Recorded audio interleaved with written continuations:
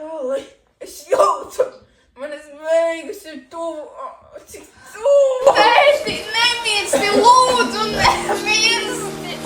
Mums tevi vajag, man tevi vajag. Mēs esam visu darījuši, ko mēs vien varam. Tikai lūdzu, nemirsti.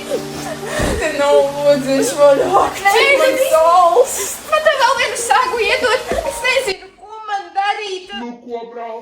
Es lielāko daļu mantojumu paņemšu. Ko tu jau esi kaut kāds īpašais esi? Es esmu vecāks. Tad aizējām pajautāt tēvam, kurš lielāko daļu mantojumu dabūs.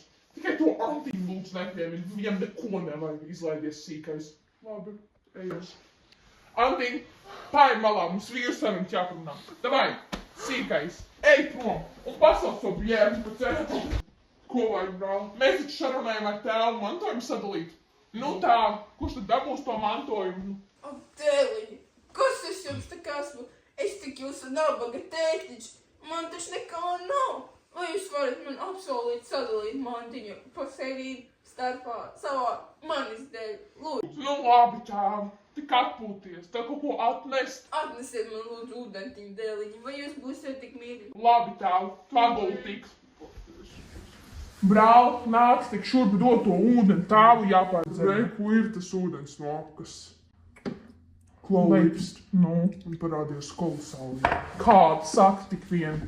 Negribi saindāt tēvu, jo man jau līdz kakam viņš ir apnicis. Man arī. Visu laiku visu kaut kas viņam nav jādara. Klausies, bija kaut kur Romas grāmata. Jā, kur viņa nopirka tirgu un tur bija pilns ar indēm visāda. Pada kaut kur te jābūt. Rekur ir. Ir jāatrod tā tiešā recepte. Mazā glāzītē, ok, labi. Reku mazā glāzīte turam. Pieliet ūdeni. Un kas tur vēl ir? Un šķipsnes sāls. Labi. Rekur ūdens. Un šķipsnes sāls.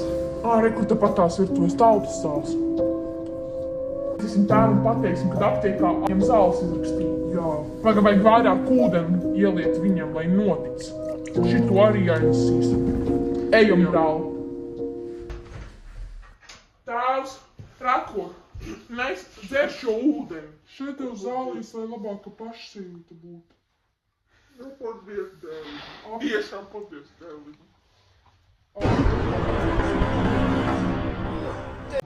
Tagad atpūties, labi? Mēs neuztraucies par mantojumu, mēs visu nokārtosim. Man sirds stāv, es jūtu, ka man rokas vēl augšā. Man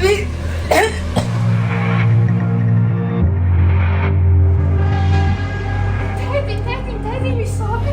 Tēti. Lūdzu, neej prom.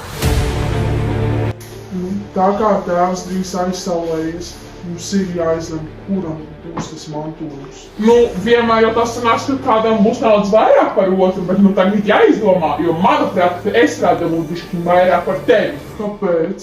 Nu, es vairāk tam tēvam paldies. Tēvs ir miris. Mantojums ir mūsu! Kāda jums ir vaina? Ej, meklē to savu uzvelku bērēnu! Lai tik tas Antiņš skrien pie sava tēva! Mums ir jāatrod tas mantojums. Kur viņš jābūt? Kas tas noiet? Paskaties, cik daudz naudas! Slāns, zelts, nē! Es to āradu! Es viņu dabūju! Un te iedomājies, kas tu esi! Brāļi, jūs esat slimi vai? Jūs tikai visu laiku par naudu domājat. Padomājiet, rūdzīties par tēvu arī. Kāpēc viņš jau ir miris? Nu, Jā, bet tomēr viņam jāsagatavo viss uzvalks visām bērēm tomēr. Nevaļņem savu uzvalku! Nav nekāds uzvalks, es visu esmu atdevis. Mēs pastrādājam vienreiz savā dzīvē. Nē, tēti. Nē!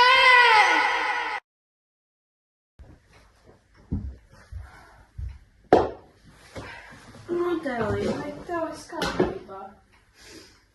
Nē, bet tas ir garš stāsts, es labāk nestāstīšu. Ai, man žēl. Ko žēloties? Tu jau arī izskaties tāds izkārmējis, ēdis neēs vispār.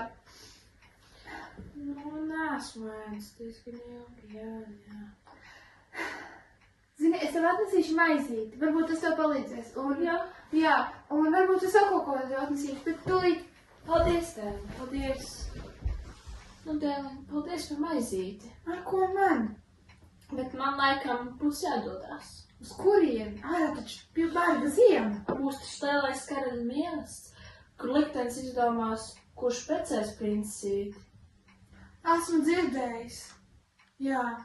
Vai jūs arī plānojat iet? Ko šādās drēbēs? Tur nevienu pat neielājusi šādās drēbēs.